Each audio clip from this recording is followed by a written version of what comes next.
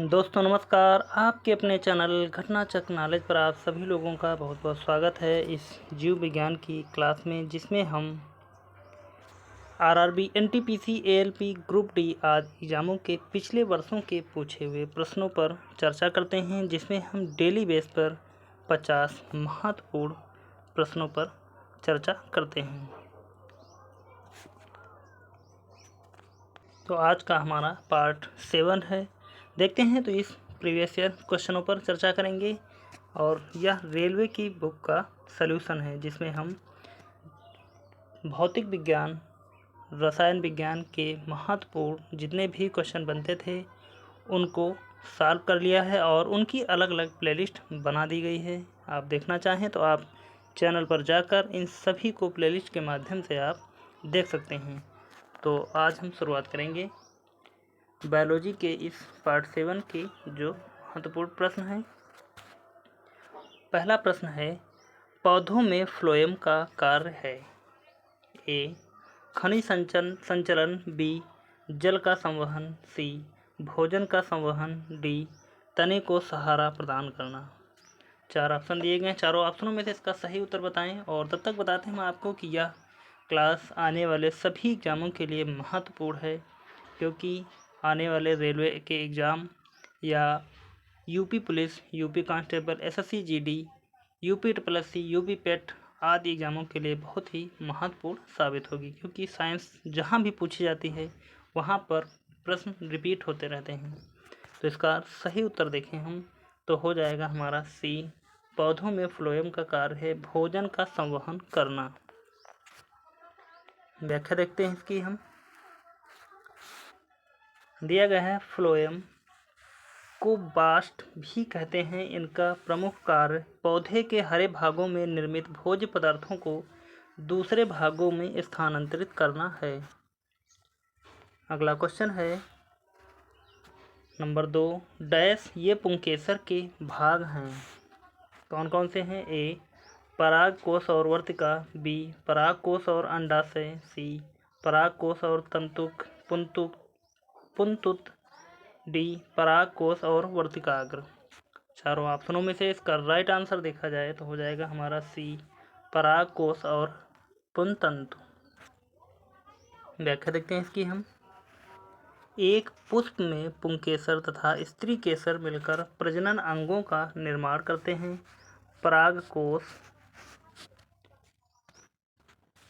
तथा पुंतंतु पुंकेसर के भाग हैं, जबकि वर्तिकाग्र वर्तिका तथा अंडाशय या स्त्री केसर के भाग हैं। आगे बढ़ते हैं, अगला क्वेश्चन देखेंगे। अगला क्वेश्चन दिया गया है, तने या जड़ का घेरा डैश के कारण बढ़ता है। ए, पार्श्व या लेटरल विभज्योतक, बी, कैलरी विभज्योतक, सी, मध्यस्थ विभज्योतक, डी, शीर्षस्थ एपिकल विभज्योतक। 4 ऑप्शन दिए गए हैं। चारों ऑप्शनों में से इसका राइट आंसर देखें तो हो जाएगा हमारा ए, पार्श्व या लेटरल विभज्योतक। व्याख्या देखेंगे यहाँ पर इसकी हम। तने या जड़ का घेरा पार्श्व या विभज्योतक के कारण बढ़ता है। संवहनी कैम्बियम तथा कारक कैम्बियम पार्श्व विभज्योतक के मुख्य उदाहरण हैं। अगला क्वेश्चन देखते हैं। क्वेश्चन नंबर 4 है हमारा, निम्नलिखित में से कौन सा पौधों की बाह्य त्वचा का कार्य नहीं है। ए, वाष्पोत्सर्जन को नियंत्रित करना, बी, प्रकाश संश्लेषण करना, सी, पौधों को संरक्षित रखना, डी, रोमों की सहायता से वायु की स्थिर रोधन परत तैयार करना। चारों ऑप्शनों में से इसका राइट आंसर बताना है कि कौन सा पौधे की बाह्य त्वचा का कार्य नहीं है। तो इसका राइट आंसर हो जाएगा सी, पौधों का संरक्षित रखना। व्याख्या देखते हैं इसकी हम। पौधों की बाह्य त्वचा का कार्य पौधों की बाह्य क्षति से रक्षा करना है, वाष्पोत्सर्जन पर नियंत्रण रखना तथा पौधों को किसी प्रकार के रोग कारक संक्रमण से सुरक्षित रखना आदि होता है। पौधों की बाह्य त्वचा प्रकाश संश्लेषण की क्रिया में कोई योगदान नहीं करती है।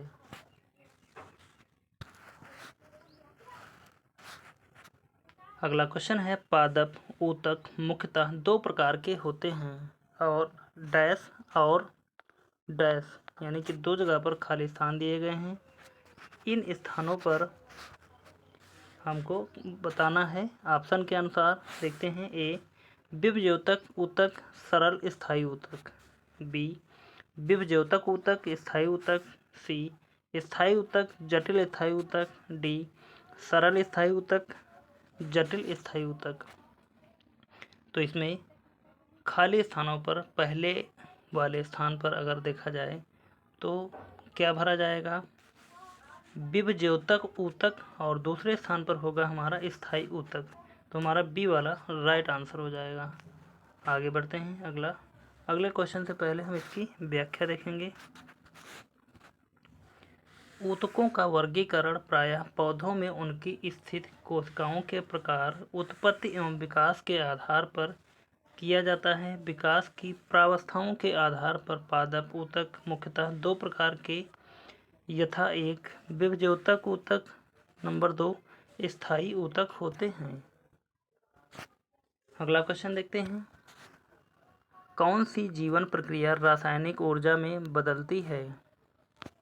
ए पोषण, बी संचलन, सी उत्सर्जन, डी श्वसन।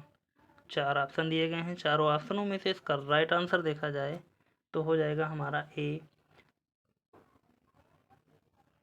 पोषण। कौन सी प्रक्रिया रासायनिक ऊर्जा में बदलती है? तो पोषण हो जाएगा हमारा इसका राइट आंसर। और देखते हैं अगले क्वेश्चन की तरफ। अगला क्वेश्चन है साधारण पदार्थों से स्वयं भोजन बनाने वाले जीवों को डैश कहा जाता है? क्या कहते हैं? देखते हैं। ए प्राणी समभोजी जीव, बी परपोषी, सी मृतपोषी, डी स्वपोषी।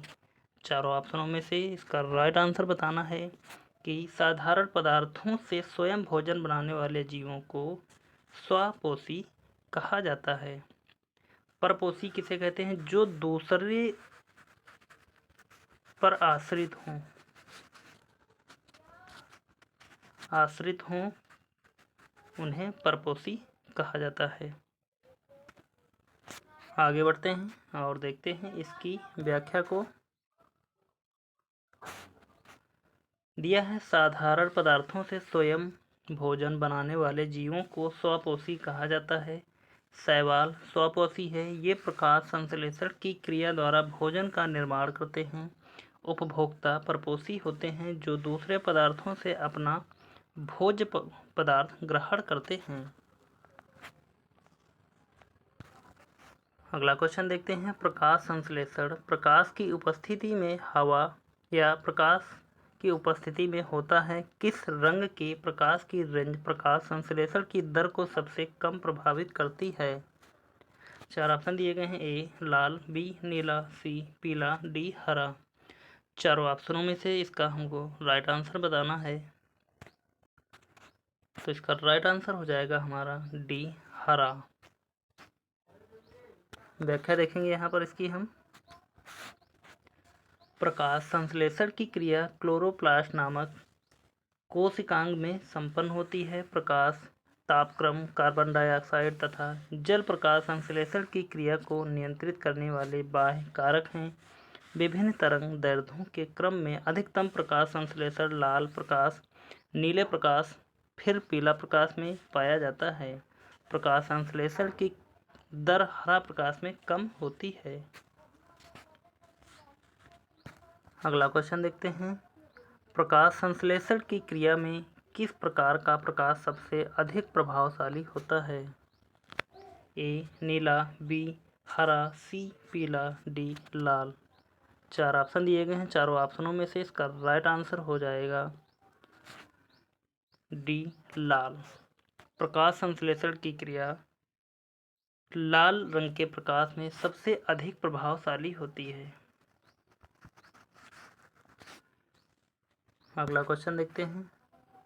किस पादप हार्मोन की सांद्रता पौधे के शीर्ष पर सबसे अधिक होती है और जड़ों के नज़दीक पहुंचने पर घटती जाती है? चारों ऑप्शनों में से इसका राइट आंसर बताना है। ए एथिलीन, बी ऑक्सिन, सी जिब्रेलिन, डी साइटोकाइनिन। चारों ऑप्शनों में से इसका राइट आंसर देखें तो हो जाएगा हमारा बी ऑक्सिन। व्याख्या देखेंगे यहाँ पर इसकी हम। पौधों में मुख्यतः 5 प्रकार के पादप हार्मोन पाए जाते हैं। Number 1 ethylene, number 2 auxin, number 3 gibberellin, number 4 cytokinin, number 5 इसका एब्सिक अम्ल। आगे ऑक्सिन की सांद्रता पौधों के शीर्ष पर सबसे अधिक होती है और जड़ों के नज़दीक पहुंचने पर घटती जाती है। अगला क्वेश्चन है हमारा, निम्नलिखित में से कौन सा पादप हार्मोन वृद्धि को रोकता है और पत्तियों के मुरझाने के लिए जिम्मेदार होता है? ए ऑक्सिन, बी एब्सिसिक एसिड, सी जिब्रेलिन, डी साइटोकाइनिन। 4 ऑप्शन दिए गए हैं। चारों ऑप्शनों में से इसका राइट आंसर बताना है तो हो जाएगा हमारा बी एब्सिसिक एसिड। व्याख्या देखेंगे यहाँ पर इसकी हम। एब्सिसिक एसिड एक पादप हार्मोन है जो पौधों की वृद्धि में रुकावट व पत्तियों के मुरझाने के लिए जिम्मेदार होता है। पादप हार्मोन रसायन होते हैं जो पौधों के विकास को विनियमित करते हैं।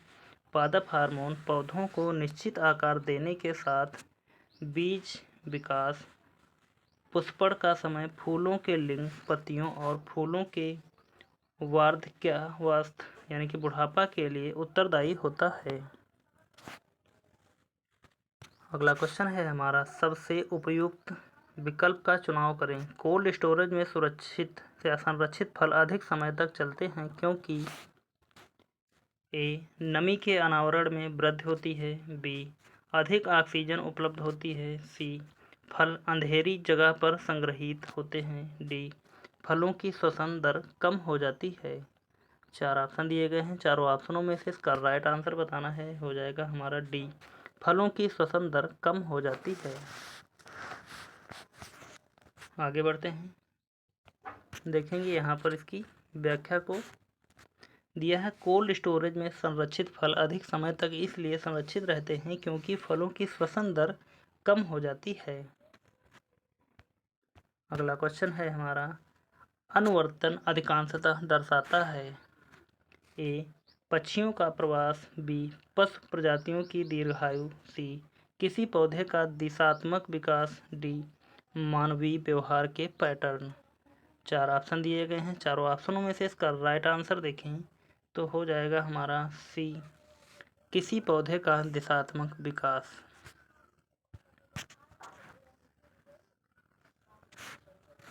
व्याख्या दी गई है, अनुवर्तन एक जैविक घटना है जो पौधे के विकास या मोड़ की गति को दर्शाता है। उष्णकटिबंध में यह प्रक्रिया उत्तेजना की दिशा पर निर्भर करता है। वायरस तथा अन्य रोगजनकों को भी होस्ट ट्रॉपिज्म या सेल ट्रॉपिज्म कहा जाता है, उदाहरणार्थ फोटोट्रॉपिज्म है। अगला क्वेश्चन दिया गया है, निम्नलिखित में से कौन सा जीव जल में आणविक ऑक्सीजन मुक्त करता है? ए ई कोली जीवाणु, बी अमीबा, सी सैल्मोनेला एंट्रिका, डी फाइटोप्लांक्टन। 4 ऑप्शन दिए गए हैं। चारों में से इसका राइट आंसर बताना है तो हो जाएगा इसका डी वाला राइट आंसर। व्याख्या देखेंगे यहाँ पर इसकी हम।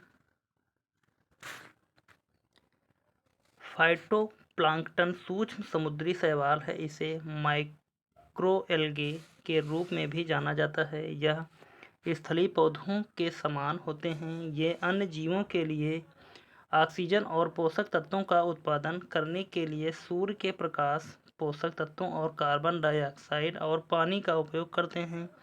फाइटोप्लांक्टन हमारे द्वारा सांस लेने वाली ऑक्सीजन के 5% तक उत्पादन के लिए जिम्मेदार है।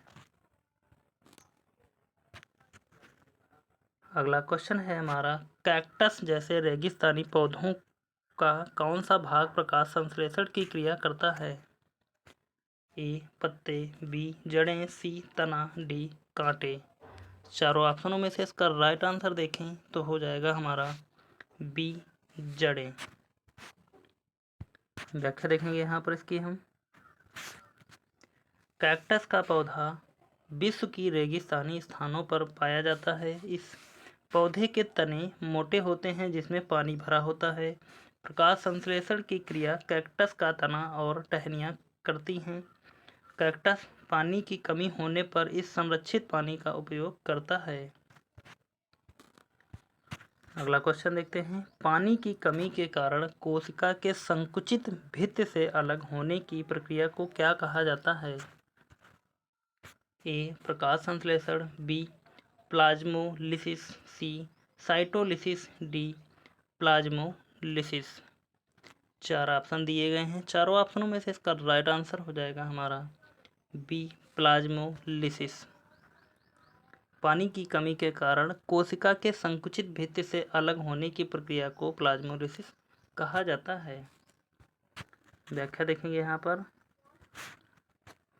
जीव द्रव्य कुंचन तब होता है जब कोशिका से पानी बाहर गति कर जाए तथा पादप कोशिका की कोशिका झिल्ली सिकुड़ कर कोशिका भित्ति से अलग हो जाती है, उसे प्लाज्मोसिस कहते हैं। यहाँ पर से स्टार्ट होंगे हमारे लोकप्रिय श्रेणी ऑफलाइन परीक्षा 2001 से 2014 वस्तुनिष्ठ प्रारूप। इसके क्वेश्चन देखेंगे। मछली निम्नलिखित की सहायता से सांस लेती है।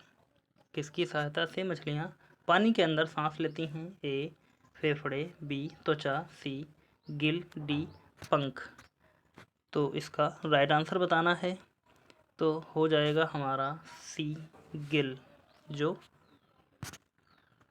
मछलियों के गिल्स होते हैं उनकी सहायता से यह सांस लेती हैं। व्याख्या देखेंगे। मछली गिल्स की सहायता से सांस लेती हैं। फेफड़े द्वारा श्वसन क्रिया मेढक तथा मनुष्य करते हैं। जलीय तंतु त्वचा द्वारा श्वसन क्रिया करते हैं। पंख उड़ने के लिए उपयोजित होते हैं। अगला क्वेश्चन। निम्न में से कौन सा अंग श्वसन तंत्र का भाग नहीं है? ए, श्वसन प्रणाल, बी, यकृत, सी, फेफड़े, डी, श्वास नली। चारों ऑप्शनों में से इसका राइट आंसर देखें तो हो जाएगा हमारा बी, यकृत। बढ़ते हैं अगले क्वेश्चन की तरफ। अगला क्वेश्चन है हमारा। मानव शरीर में जल की मात्रा होती है। ए, 10%, बी, 20%, सी, 5%, डी, 60 से 70%। चार ऑप्शन दिए गए हैं। चारों ऑप्शनों में से इसका राइट आंसर हो जाएगा डी, मानव शरीर में जल की मात्रा होती है 60 से 70%। व्याख्या देखेंगे यहाँ पर इसकी हम।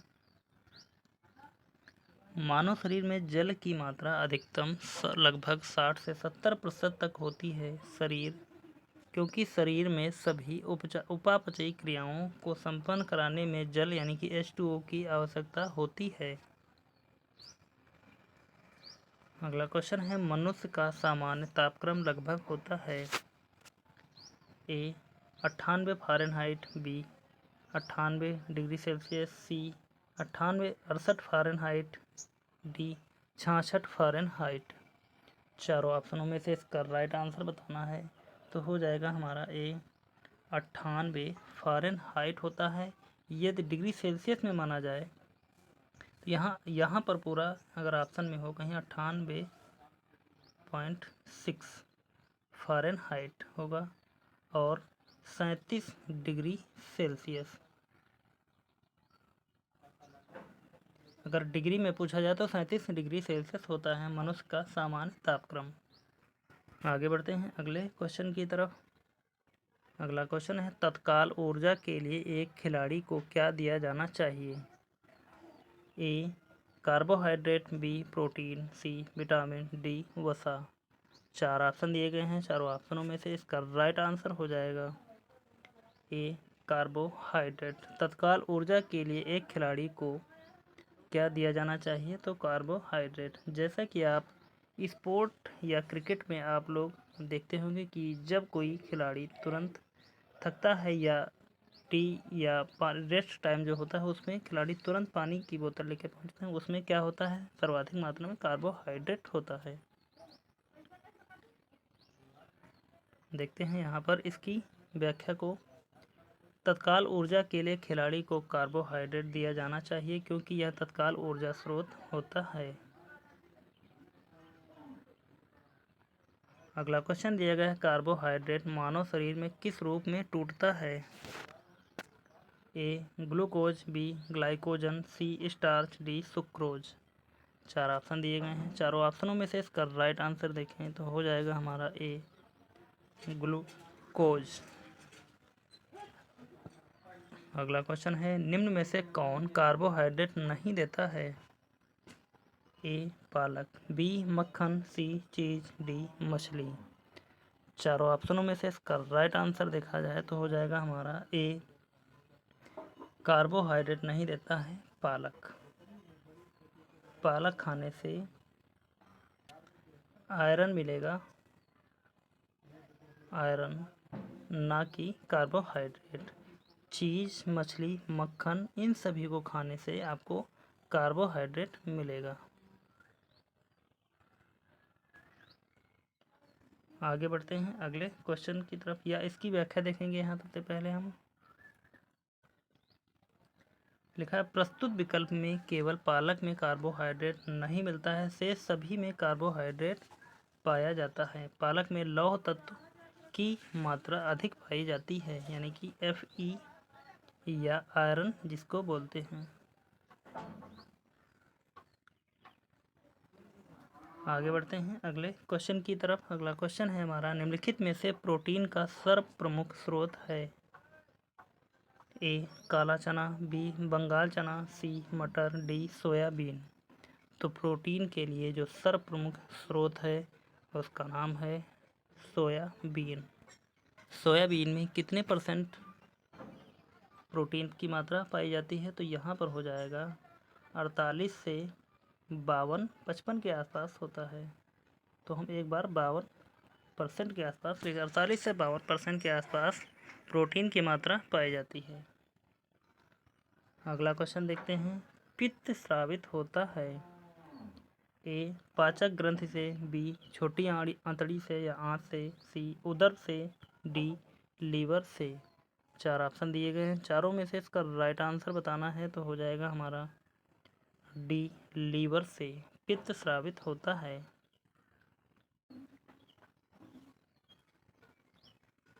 अगला क्वेश्चन है, मानव गुर्दे में बनने वाली पथरी में अधिकतम पाया जाने वाला पदार्थ है? A calcium oxalate, B magnesium sulphate, C sodium chloride, D sodium phosphate. 4 option दिए गए हैं। चारों में से इसका राइट आंसर देखें तो हो जाएगा हमारा ए कैल्शियम ऑक्जेलेट। मानव गुर्दे में बनने वाली पथरी में कैल्शियम ऑक्जेलेट सबसे अधिक मात्रा में पाया जाता है। व्याख्या देखेंगे इसकी हम। गुर्दे की पथरी मूत्र तंत्र की एक ऐसी स्थिति है जिसमें गुर्दे के अंदर छोटे छोटे पत्थर सदृश कठोर वस्तुओं का निर्माण हो जाता है। गुर्दे में बनने वाली पथरी में कैल्शियम पथरी सबसे आम है। कैल्शियम अन्य पदार्थों जैसे ऑक्जेलेट, फास्फेट या कार्बोनेट से मिलकर पथरी का निर्माण करते हैं।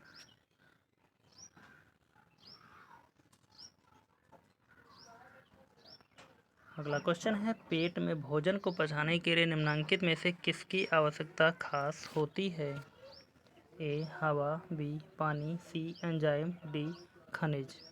4 ऑप्शन दिए गए हैं। चारों में से इसका राइट आंसर देखें तो हो जाएगा हमारा सी एंजाइम। पेट में भोजन को पचाने के लिए एंजाइम की आवश्यकता खास होती है। व्याख्या देखते हैं इसकी हम थोड़ी सी। भोजन को पचाने हेतु एंजाइम की आवश्यकता मुख्य रूप से होती है। विभिन्न प्रकार के भोज्य पदार्थों के लिए विभिन्न प्रकार के एंजाइम होते हैं। आगे बढ़ते हैं अगले क्वेश्चन की तरफ। अगला क्वेश्चन दिया गया है, निम्नलिखित में से किस अम्ल की उपस्थिति हमारे पेट में होती है? ए सल्फ्यूरिक अम्ल, बी हाइड्रोक्लोरिक अम्ल, सी नाइट्रिक अम्ल, डी पिक्रिक अम्ल। 4 ऑप्शन दिए गए हैं, चारों में से इसका राइट आंसर बताना है। तो हो जाएगा हमारा बी हाइड्रोक्लोरिक अम्ल। व्याख्या देखेंगे यहाँ पर इसकी हम। हाइड्रोक्लोरिक अम्ल की उपस्थिति हमारे पेट में होती है। यह भोजन को तोड़ता है तथा पाचन में सहायता करता है। यह पेट में अम्लीय वातावरण बनाता है।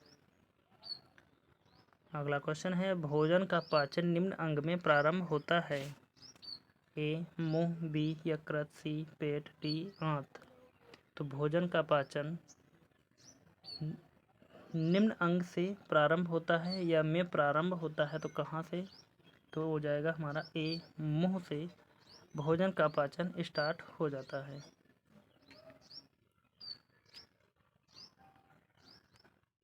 व्याख्या देखेंगे इसकी हम। भोजन का पाचन मुंह से प्रारंभ होता है। मुख में स्थित दांत भोजन को छोटे छोटे टुकड़ों में तोड़ते हैं, जिससे पाचक एंजाइम इस क्रिया को आसानी से कर सकते। निम्नलिखित में से कौन सा मनुष्य के पाचक तंत्र का भाग है? ए प्रोस्टेट ग्रंथि, बी अग्नाशय, सी पीयूष, डी प्लेटलेट्स। तो इसमें से इसका राइट आंसर देखा जाए कि कौन सा मनुष्य के पाचक तंत्र का भाग है। राइट आंसर हो जाएगा हमारा बी अग्नाशय। व्याख्या देखेंगे यहाँ पर इसकी हम।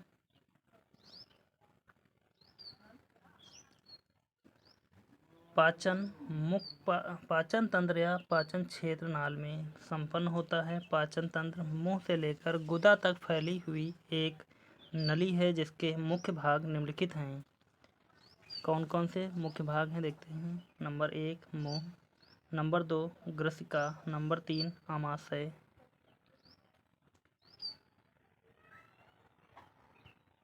नंबर 4 छोटी आंत, नंबर 5 बड़ी आंत, नंबर 6 गुदा। तो और 2 ग्रंथिक अंग यकृत और अग्नाशय नलियों द्वारा आहार नाल से जुड़े हुए हैं। ये पाचक रस उत्पन्न करते हैं। बढ़ते हैं अगले क्वेश्चन की तरफ। किस पोषक तत्व का सर्वप्रथम मुंह में पाचन होता है? ए प्रोटीन, बी कार्बोहाइड्रेट, सी वसा, डी विटामिन। 4 ऑप्शन दिए गए हैं, चारों में से इसका राइट आंसर देखें तो हो जाएगा हमारा बी कार्बोहाइड्रेट का पाचन सर्वप्रथम मुंह में होता है। व्याख्या देखेंगे इसकी हम। कार्बोहाइड्रेट का मुख से पाचन प्रारंभ हो जाता है। लार में टायलिन नामक एंजाइम पाया जाता है, जो कार्बोहाइड्रेट के पाचन में सहायक होता है। आगे बढ़ते हैं, अगला क्वेश्चन देखेंगे। मनुष्य को रोटी चबाने पर मीठा क्यों लगता है? ए कार्बोहाइड्रेट शक्कर में परिवर्तित हो जाता है, बी वसा शक्कर में बदल जाती है, सी प्रोटीन शक्कर में बदल जाता है, डी इनमें से कोई नहीं। 4 ऑप्शनों में से इसका राइट आंसर बताना है कि मनुष्य को रोटी चबाने पर मीठा क्यों लगता है। तो हो जाएगा ए कार्बोहाइड्रेट शक्कर में परिवर्तित हो जाता है। व्याख्या देखेंगे इसकी हम।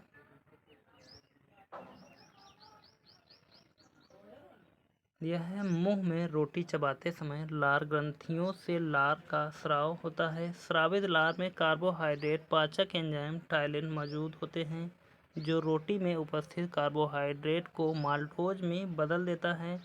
माल्टोज शर्करा होने के कारण मीठी होती है, जिससे चबाने के बाद रोटी का स्वाद मीठा लगने लगता है। आगे बढ़ते हैं, अगला क्वेश्चन देखेंगे। अगला क्वेश्चन है हमारा, मानव शरीर में आहार यानी कि भोजन मुख्यतः डैश में पचता है। ए उदर, बी छोटी आंत, सी बड़ी आंत, डी यकृत। यानी कि मानव शरीर में आहार यानी कि भोजन मुख्य रूप से जहाँ पचता है उसका नाम क्या है? तो इसका राइट आंसर हो जाएगा हमारा बी छोटी आंत में। व्याख्या देखेंगे इसकी हम। मानव शरीर में आहार यानी कि भोजन मुख्यतया छोटी आंत में पचता है। छोटी आंत की दीवारों से आंतरिक रस निकलता है? आंतरिक रस क्षारीय होता है। आगे बढ़ते हैं अगले क्वेश्चन की तरफ। मनुष्य के शरीर में अधिकांश भोजन कहाँ पचता है? ए आमाशय में, बी छोटी आंत में, सी बड़ी आंत में, डी यकृत में। 4 ऑप्शन दिए गए हैं। चारों ऑप्शनों में से इसका राइट आंसर हो जाएगा बी छोटी आंत में। अगला क्वेश्चन है विटामिन सी की कमी से होता है? ए रिकेटस, बी बेरी, सी रतौंधी, डी स्कर्वी। तो यहाँ पर बेरी किससे होगा? विटामिन बी की कमी से। ए देखा जाए तो विटामिन डी की कमी से होता है रतौंधी। विटामिन ए की कमी से, विटामिन सी की कमी से पूछा जा रहा, तो यहाँ पर राइट आंसर हमारा डी हो जाएगा। विटामिन के की कमी से रक्त का थक्का, ना जमना। विटामिन ई की कमी से बांझपन,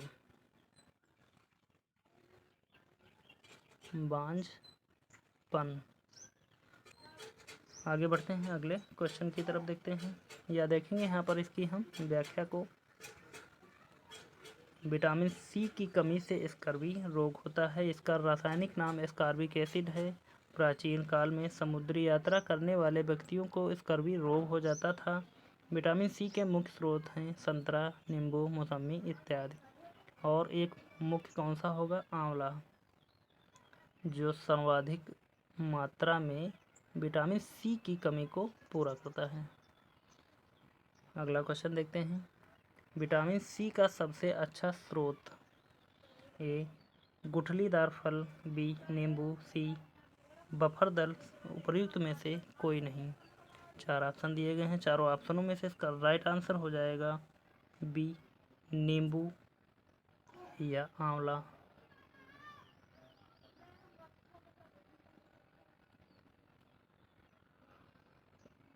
अगले क्वेश्चन की तरफ बढ़ते हैं और यहाँ पर क्वेश्चन दिए गए हैं ग्रुप डी ऑफलाइन परीक्षा 2003 से 2014 तथ्यात्मक प्रारूप के। यहाँ पर कुछ हम तथ्यात्मक रूप में जो प्रश्न हैं उनको देखेंगे और उसके बाद में हम अगली क्लास में करेंगे MCQ जितने भी बचे हुए हैं। तो हमारा पहला क्वेश्चन दिया गया है मरुद्भिद यानी कि शुष्क वातावरण में उगने वाले पौधे हैं। अगला क्वेश्चन अधिपादप पौधे यांत्रिक सहयोग के लिए दूसरे पौधों पर निर्भर रहते हैं। अगला क्वेश्चन पौधों में कार्बनिक पदार्थ का परिवहन फ्लोएम द्वारा होता है। अगला क्वेश्चन है स्टोमेटा सूक्ष्म छिद्र होते हैं जो पत्तियों के फलक पर पाए जाते हैं। अगला क्वेश्चन पौधों का जड़, बीज, पत्ती भाग श्वसन लेता है। यानी कि पौधों का जड़, बीज और पत्ती सभी भाग श्वसन लेता है। अगला क्वेश्चन है पौधों का आहार कारखाना पत्तियां होती हैं। अगला क्वेश्चन हरा प्रकाश क्लोरोफिल द्वारा अवशोषित नहीं होता है। अगला क्वेश्चन है पौधा संवर्धन के लिए खाद, मिट्टी, रेत और चिकनी मिट्टी के संयोजन को उपयुक्त माना जाता है। अगला क्वेश्चन देखते हैं प्याज का खाद्य अंश तना है। यानी कि प्याज का जो भाग खाया जाता है वह तना है। अगला क्वेश्चन बीज अंकुरण को अँखुआ के रूप में जाना जाता है। यानी कि जो बीज अंकुरित होता है उसे हम अँखुआ कहते हैं। अगला क्वेश्चन पौधे के वर्तिकाग्र भाग से केसर प्राप्त किया जाता है। यानी कि स्ट्रिग्मा से वो केसर प्राप्त किया जाता है। अगला क्वेश्चन देखते हैं खाद्य पदार्थ पर आयोडीन को 2 बूंद डाले जाने पर नीला काला रंग प्राप्त होता है जो स्टार्च की उपस्थिति को इंगित करता है। अगला क्वेश्चन देखते हैं भारतीय वैज्ञानिक सर JC बोस ने परीक्षणों द्वारा प्रदर्शित किया कि पौधे जीवित नहीं बल्कि प्रोत्साहन की प्रतिक्रिया भी दिखाते हैं। अगला क्वेश्चन है, दूध में प्रभावी रूप से उपस्थिति कार्बोहाइड्रेट लैक्टोज प्रकार का होता है। अगला क्वेश्चन, पर्णहरित यानी कि पी 680 में संख्या 680 तरंग दैर्ध्य को दर्शाती है। अगला क्वेश्चन है, प्रकाश आमतौर पर पौधों में गति का उद्दीपक होता है। अगला क्वेश्चन, यूरिया एक नाइट्रोजनी उर्वरक है। अगला क्वेश्चन है, ऑक्सीजन का उपयोग प्रकाश संश्लेषण में नहीं होता है। अगला क्वेश्चन, प्रकाश संश्लेषण की क्रिया या प्रक्रिया पत्तों में होती है। अगला क्वेश्चन है, प्रकाश संश्लेषण के दौरान CO2 गैस अवशोषित होती है। अगला क्वेश्चन देखेंगे, प्रकाश संश्लेषण द्वारा सूर्य की प्रकाश ऊर्जा कार्बोहाइड्रेट की रासायनिक ऊर्जा में बदल जाती है। अगला क्वेश्चन देखते हैं, यहाँ से जो स्टार्ट होंगे हमारे मानव शरीर तंत्र, विटामिन तथा खनिज, लोकप्रिय श्रेणी, ऑनलाइन परीक्षा, प्रारंभिक एवं मुख्य परीक्षा 2016-17, तथ्यात्मक प्रारूप। यहाँ पर देखते हैं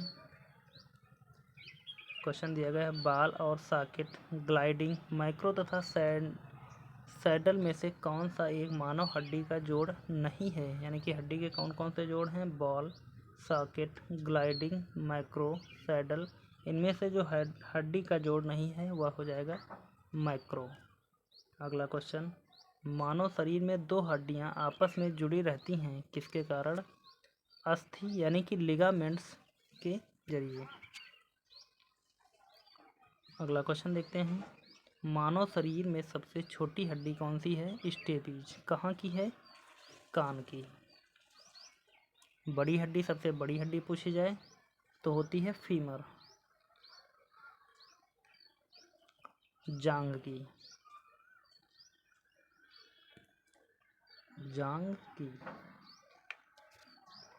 आगे बढ़ते हैं, अगला क्वेश्चन देखेंगे, छोड़े गए श्वास में मुख्यतः होता है, क्या होता है, कार्बन डाइऑक्साइड। अगला क्वेश्चन देखते हैं, हमारे शरीर में नमक की मात्रा होती है कितनी, 0.4%। अगला क्वेश्चन, आयोडीन की कमी के कारण कौन सा रोग होता है, तो घेघा या गंडमाला जो गले में होता है। अगला क्वेश्चन है, ग्रेव रोग थायराइड में वृद्धि के कारण किसके अतिस्राव के कारण होता है, तो हो जाएगा थायराइड हार्मोन। अगला क्वेश्चन, खून के शुद्धिकरण से संबंधित हैं, क्या है, गुर्दे। यानी कि गुर्दे के जरिए से खून को शुद्ध किया जाता है या साफ किया जाता है। अगला क्वेश्चन, हृदय, जैसे हृदय रक्त से संबंधित है वैसे ही फेफड़ा संबंधित है किससे, ऑक्सीजन से। यानी कि हृदय यानी कि हार्ट चलने के लिए या पंप करने के लिए हृदय की आवश्यकता होती है, या जब तक हृदय चलता है तब तक के रक्त का प्रवाह पूरे शरीर में होता रहता है, और जब तक फेफड़े के अंदर ऑक्सीजन चलती रहती है तब तक व्यक्ति जीवित रहता है। अगला देखते हैं, राइनोस्कोप किसकी जांच करने का एक उपकरण है, नाक का। अगला देखते हैं, मानवीय यकृत है, क्या है, एक ग्रंथि।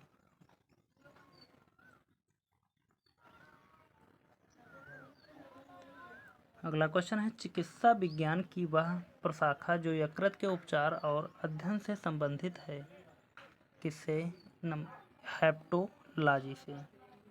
अगला क्वेश्चन देखते हैं, होमो सैपियंस के रूप में वर्गीकृत किए जाने वाले प्रारंभिक होमिनाडाइट्स थे, क्रो-मैग्नन।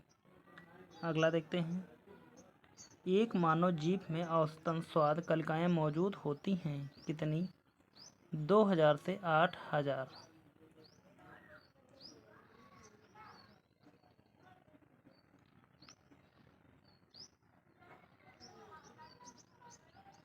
अगला क्वेश्चन देखते हैं, गुर्दे की पथरी का निर्माण करने वाला सर्वाधिक सामान्य यौगिक है, कौन सा, कैल्शियम ऑक्जेलेट। अगला पॉइंट, शरीर के किस भाग में पित्त रस बाइल जूस का उत्पादन होता है? यकृत में। अगला, एथलीट फूट, जयपुर फूट, कोकरो फूट तथा टेंडर फूट में से कौन सा कृत्रिम पैर है? तो यह हो जाएगा जयपुर फूट कृत्रिम पैर है। अगला देखते हैं, अगले क्वेश्चन, मानव मस्तिष्क का वजन होता है कितना? शरीर के कुल वजन का लगभग 2%।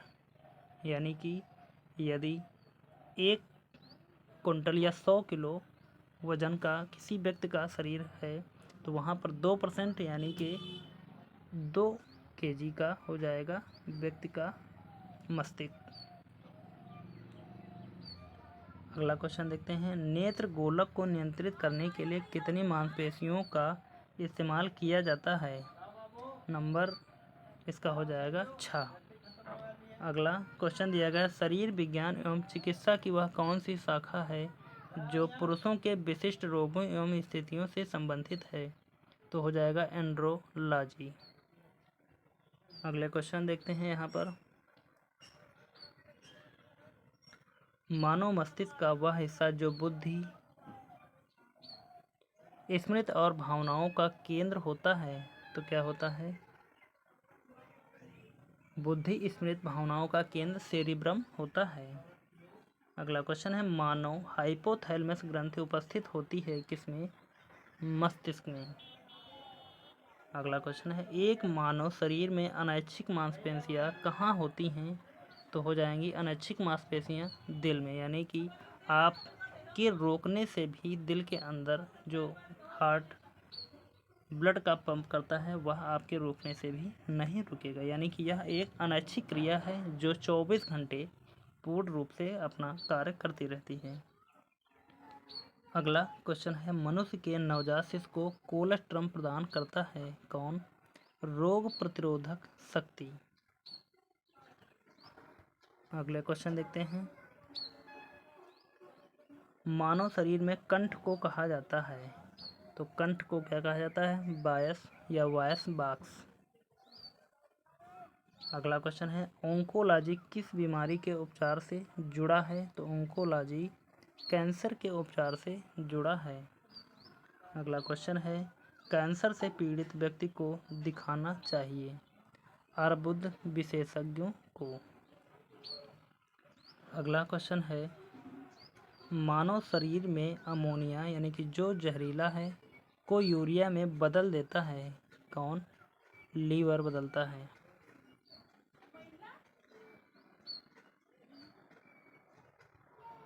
अगला क्वेश्चन देखें यहाँ पर, तो भोजन से प्राप्त ऊर्जा को गैस कैसे मापा जाता है?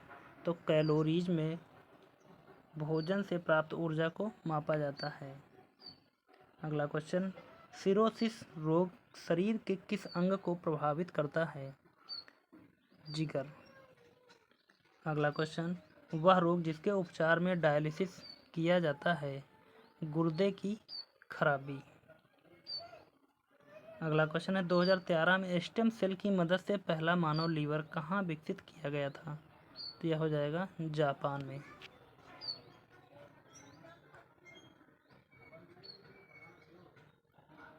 अगला क्वेश्चन देखें, दंत चिकित्सकों द्वारा अनेस्थेटिक के लिए स्थानापन्न के रूप में इस्तेमाल किया जाता है क्या? Nitrous oxide. यानी कि प्रोटीन क्या है? पर्याप्त मात्रा में शरीर के लिए आवश्यक होता है। अगला क्वेश्चन देखते हैं, किस हर्बल दवा द्वारा सफ़ेद दाग का इलाज किया जा सकता है? तो जाएगा लुकोफिन।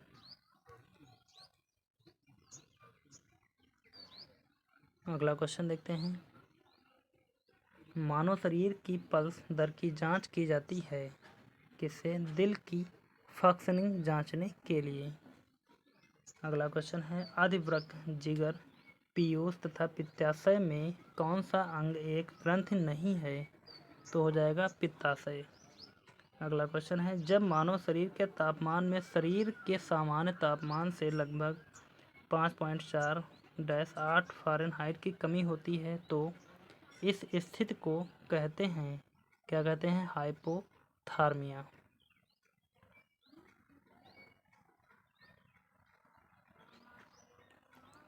अगला क्वेश्चन है हमारा, वयस्कों में सामान्य रूप से दिल के धड़कने की दर क्या होती है? तो 60 से 100 धड़कन प्रति मिनट। औसत देखा जाए तो यहाँ पर आता है 72 प्रति मिनट, यानी कि 72 धड़कन प्रति मिनट। अगला क्वेश्चन देखते हैं, अभिकथन सांस के साथ कार्बन मोनोऑक्साइड जाने पर यह मौत का कारण बनता है। कारण देखते हैं, कार्बन मोनोऑक्साइड हीमोग्लोबिन में मिल जाता है। तो यहाँ पर हमारा ए और आर दोनों सही हैं, आर ए की उचित व्याख्या है। अगला क्वेश्चन देखते हैं, अगला क्वेश्चन दिया गया है, एक वयस्क मानव का पूरा पाचन तंत्र यानी मुंह से गुदा तक कितना लंबा होता है? तो यह हो जाएगा 9 मीटर का होता है।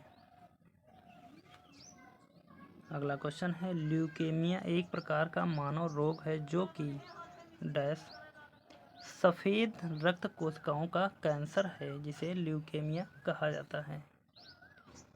अगला क्वेश्चन, कौन सी जल प्रदूषक मिनामाटा रोग के कारक होते हैं? तो मिथाइल या मरकरी जो मिनामाटा रोग के कारक होते हैं।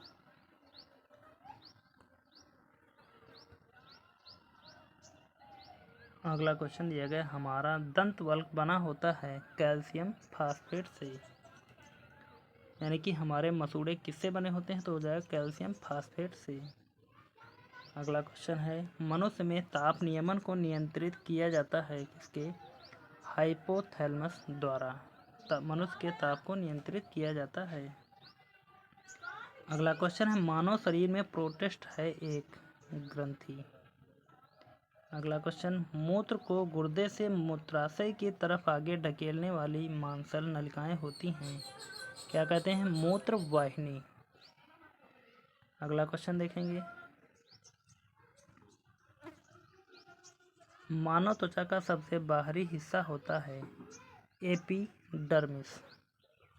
अगला क्वेश्चन, हमारे फेफड़े में कोशिकाएं होती हैं कितनी? 300 मिलियन कोशिकाएं होती हैं। अगला क्वेश्चन है, शरीर में कैल्शियम ऑक्जेलेट की बहुत ज़्यादा मात्रा के कारण पथरी बनती है, यानी कि कैल्शियम ऑक्जेलेट की बहुत ज़्यादा मात्रा के कारण पथरी बनती है। अगला क्वेश्चन है, पनीर, कोलाड, ग्रीन्स, अंजीर तथा गाजर में से कौन सा एक कैल्शियम का समृद्ध स्रोत नहीं है? तो हो जाएगा हमारा गाजर।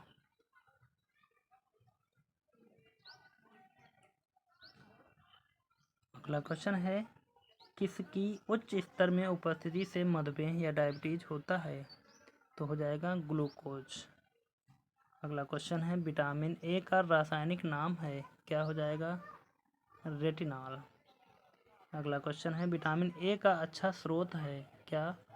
गाजर, जो आँख के लिए बहुत ही फायदेमंद होता है। अगला क्वेश्चन है, कौन सा विटामिन थक्के बनाने में महत्वपूर्ण भूमिका निभाता है? तो हो जाएगा विटामिन के। अगला क्वेश्चन,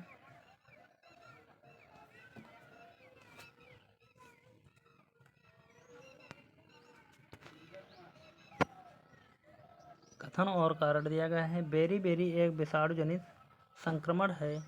कारण दिया गया है, विटामिन की कमी बीमारियों का कारण बनती है। तो हमारा ए गलत हो जाएगा, लेकिन आर सही है। विटामिन बी की कमी से बेरी होता है, ना कि विषाणु जनित। अगला क्वेश्चन देखते हैं, किस विटामिन की कमी से स्कर्वी रोग होता है? तो जैसा कि अभी बताया था, विटामिन सी की कमी से। अगला क्वेश्चन, किसमें विटामिन डी सबसे ज़्यादा होता है? तो हो जाएगा कार्ड लीवर तेल या मछली का तेल। अगला क्वेश्चन देखते हैं, अगर एक व्यक्ति रिकेटस से पीड़ित है तो व्यक्ति में कमी है किसकी? विटामिन डी की। अगला, कथन और कारण के रूप में दिया गया है क्वेश्चन हमारा। कथन क्या कह रहा है? कार्ड लीवर तेल विटामिन डी का एक अच्छा स्रोत है। अगला कारण दिया है कार्ड लीवर तेल कार्ड मछली के लीवर से निकाला जाता है। तो यहाँ पर क्वेश्चन देखें, ए और आर दोनों सही हैं, लेकिन आर ए की सही व्याख्या नहीं है। तो इस प्रकार यहाँ पर हमने 50 महत्वपूर्ण प्रश्नों पर चर्चा की, जिसमें यह 50 से अधिक ही होंगे, क्योंकि 36 प्रश्न हमने एमसीक्यू के माध्यम से देखे और जो यह कम से कम 30 से 35 प्रश्न होंगे जो वन लाइनर के फॉर्म में होंगे। तो आपको यह क्लास कैसी लगी आप हमें कमेंट में कमेंट करके ज़रूर बताएं, और आपके यह किस एग्ज़ाम के लिए फ़ायदेमंद है, आपका एग्ज़ाम कौन सा आने वाला है, आप हमें कमेंट में कमेंट करके ज़रूर बताएंगे, ताकि हम आपके एग्ज़ाम के अनुसार सिलेबस लेकर आएंगे या क्लासेस लेकर आएंगे। तो अभी तक आपको क्लास यहाँ अच्छी लगी तो प्लीज़ एक बार सेशन को लाइक कर दें, चैनल को अभी तक सब्सक्राइब नहीं किया तो सब्सक्राइब कर लें और इस क्लास को ज़्यादा से ज़्यादा शेयर कर दें। तो मिलते हैं फिर अगली क्लास में, तब तक के लिए धन्यवाद। जय हिंद, आपका समय शुभ हो।